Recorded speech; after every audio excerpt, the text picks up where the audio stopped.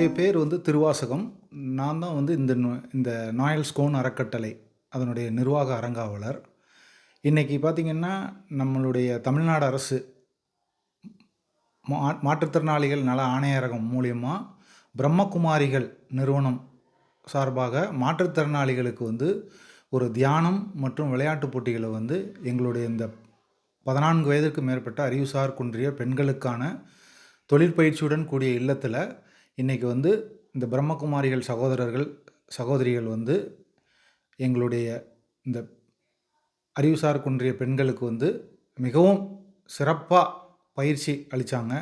தியானம் மற்றும் விளையாட்டுப் போட்டிகள் அது எங்களுடைய குழந்தைங்களுக்கு மிகவும் ஒரு உத்வேகத்தை கொடுத்துச்சு. இந்த ஒரு நிகழ்ச்சி இந்த நிகழ்ச்சி இனி ஒவ்வொரு வருடமும் செஞ்சாங்கன்னா இது இன்னமும் சிறப்பாக இருக்கும்.